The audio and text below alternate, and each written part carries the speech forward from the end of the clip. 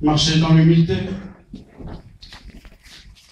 marcher unis dans la fraternité.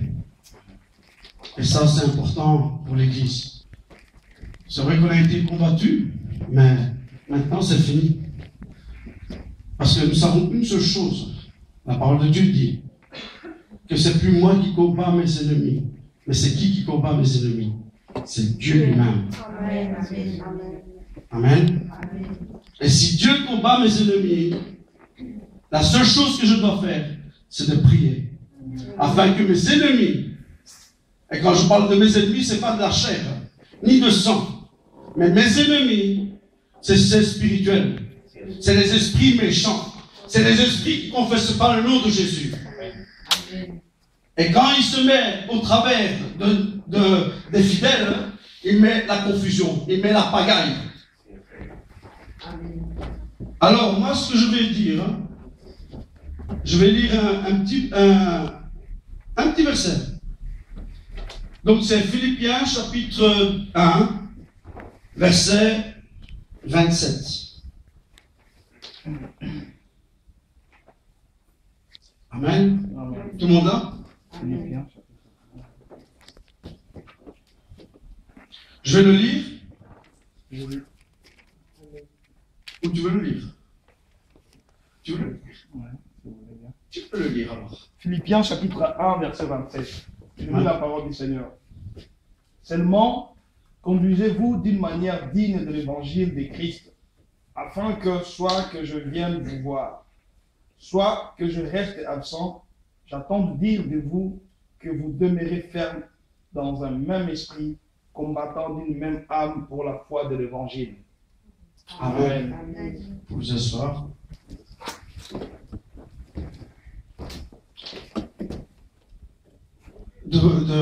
La parole dit comme ça que de demeurer ferme. Pour moi, cette parole-là, c'est une des choses plus importantes. Rester ferme dans le voie du Seigneur. Même dans les moments les plus difficiles, les moments où les choses sont critiques, les moments où ils sont mauvaises, parce que quand on regarde un peu le temps, que du jour au lendemain, le temps il change. On a eu 32, 33, même 38 degrés. Hein? Qu'est-ce qui s'est passé à la suite? Tempête de pluie. Hein? Eh bien, pour nous, c'est pareil. On ne doit pas recevoir une claque et qu'on tombe et après on dit, je retourne ma veste. Tout le monde peut arriver des choses comme ça. Même les serviteurs. Mais il y a une seule chose qui reste ici dans le cœur. L'amour de Jésus-Christ. Amen. Il surpasse toute chose. Il supporte toute chose. Il est patient dans toutes choses. Et quand les moments sont difficiles, la seule chose qu'il faut faire, c'est prier. Parce que je vais rester ferme.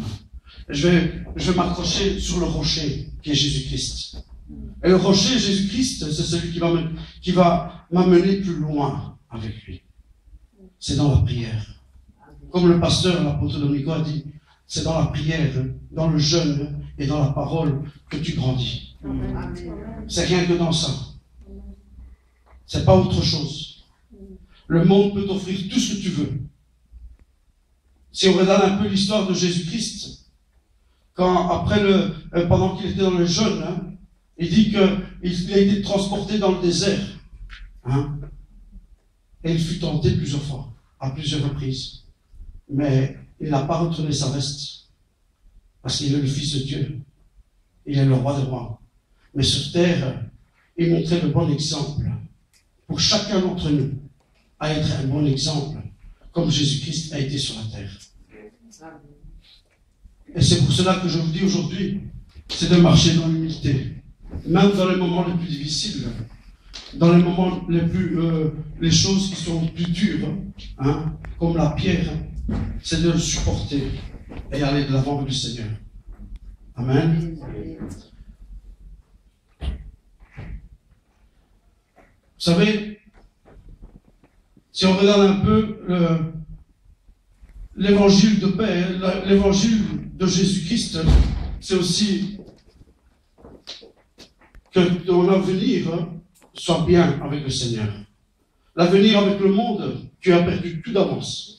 Tout. Rien, tu peux recevoir de la part d'un homme gratuitement les choses. Dieu te donne tout. À ta disposition. Mais c'est à toi de le chercher. C'est à toi de le mettre, de demander à Dieu. Parce qu'il dit, sa parole, qu'il est favorable pour nous. À tous ceux qui cherchent sa face chaque jour de sa vie. Même dans les moments les plus difficiles, les moments de circonstances. Vous allez voir que Dieu va travailler à ta faveur. Amen. Amen.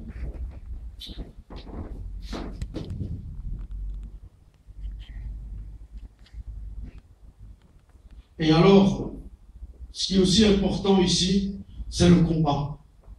C'est vrai que la parole de Dieu dit que c'est plus toi qui combats. Mais il faut savoir une chose que la parole de Dieu dit aussi, que nous n'avons pas à combattre contre la chair et le sang. On doit savoir une chose, qu'il y a des esprits méchants qui vivent sur la terre ici, qui voyagent bien partout. Et nous, on doit juste prier, et Dieu va faire le reste. Si quelqu'un te fait du tort, c'est pas toi qui vas t'occuper de cette personne-là. C'est Dieu qui va s'en occuper. Amen. Toi, tu dois juste rester ferme. Dieu va s'en occuper, mais vraiment bien. Amen. Si tu as un problème avec ton travail, c'est Dieu qui va s'occuper au travail, avec le patron. C'est pas toi. Tu ne feras rien. Tu vas faire plus de dégâts qu'autre chose. Amen. Mais avec Dieu, j'ai l'espoir. J'avance, je progresse. Je prends du terrain dans le nom de Jésus. Amen. Et j'ai l'assurance qu'un jour, quand je fermerai les yeux, je verrai mon Père dans les cieux. Et je serai à table avec tout le peuple qui a marché avec Dieu. Amen. Abraham, Isaac, Jacob, Moïse, Joseph, Samuel, Daniel. On sera à table avec eux. Mais pour cela, qu'est-ce qu'il faut faire? C'est rester ferme. Marcher dans l'humilité. Amen. Amen. Alors, moi, j'ai fini. J'ai pas été long. Parce que chaque chose a son temps. Amen. Amen. Le temps de Dieu c'est pas à nous de décider. Okay? Moi, ce que je dis, c'est que quand on donne une parole, la parole est donnée, Dieu va s'occuper du reste. Amen. On va se lever.